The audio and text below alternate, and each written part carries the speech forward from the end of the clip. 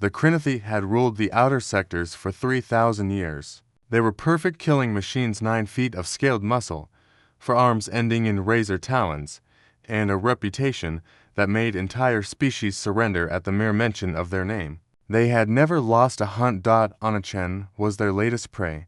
She regained consciousness in a clearing on Theta 7, a jungle moon thick with bioluminescent flora. Her head throbbed where they'd struck her during the ambush. The transport ship she and Daniel had been piloting was probably debris by now, scattered across the moon's atmosphere. 10 rounds in her sidearm. 1 combat knife on her belt. That's what the Crinathi left her with, as per their sacred hunting traditions. They believed in giving prey a sporting chance, a concept that had never failed to amuse them, since nothing had ever survived their hunts. Anna checked her weapon.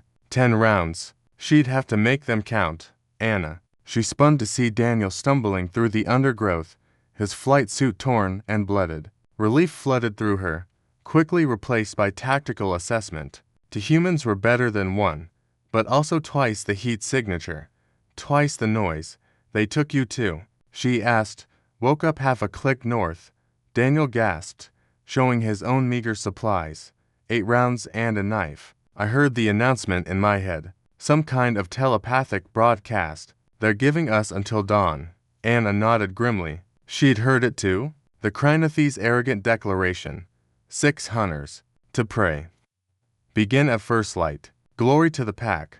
They don't know what we are, do they? Daniel said quietly. Anna's smile was cold. They think we're just another species, just more prey. But humans weren't prey. Humans were from Earth, a death world where everything had tried to kill them for millions of years. Humans were persistence hunters who had chased mammoths until they collapsed from exhaustion. Humans were the species that had climbed to the top of the food chain, not through claws or fangs, but through sheer, stubborn refusal to die. Darwin Protocol. Daniel asked. Darwin Protocol.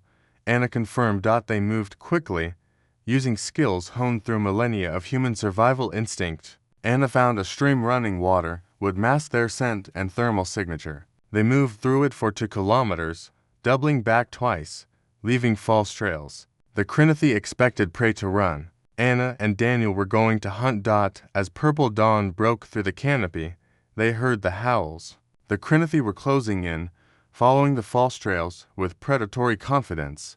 Anna had found a natural choke point, a narrow ravine where the bioluminescent vines grew thick. She and Daniel had spent the night preparing. Sharpened stakes hidden in the undergrowth. Tripwires made from vines. The knife, carefully balanced on a trigger mechanism.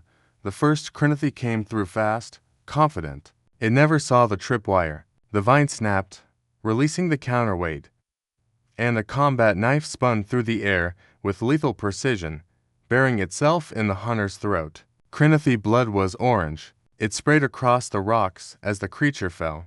The others heard their packmate's death scream and charged in rage. But rage made you sloppy. Anna had learned that from every predator humanity had ever faced on Earth.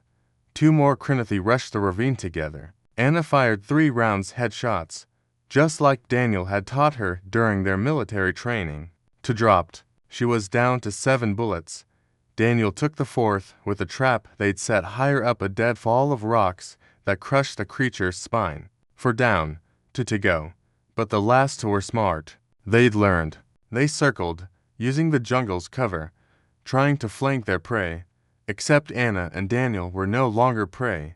Anna climbed. Humans were excellent climbers, another gift from their arboreal ancestors. She positioned herself in the canopy, breathing slowly, controlling her heart rate. Below, Daniel made himself visible, the bait.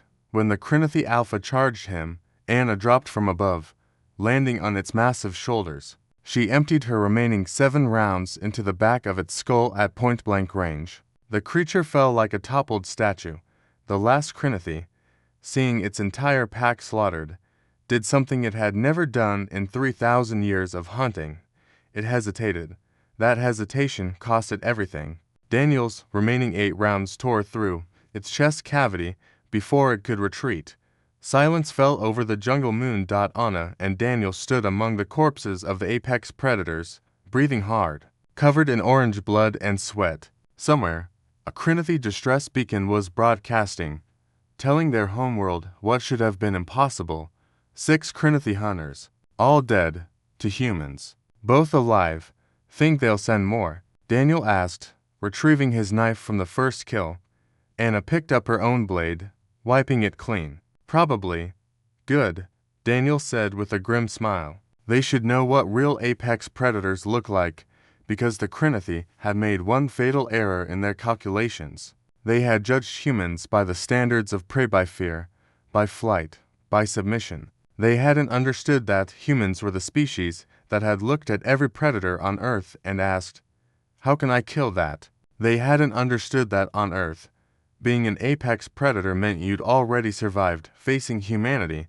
The Crinithi had left Anna with 10 rounds and a knife, thinking it was enough for a fair hunt. They were right.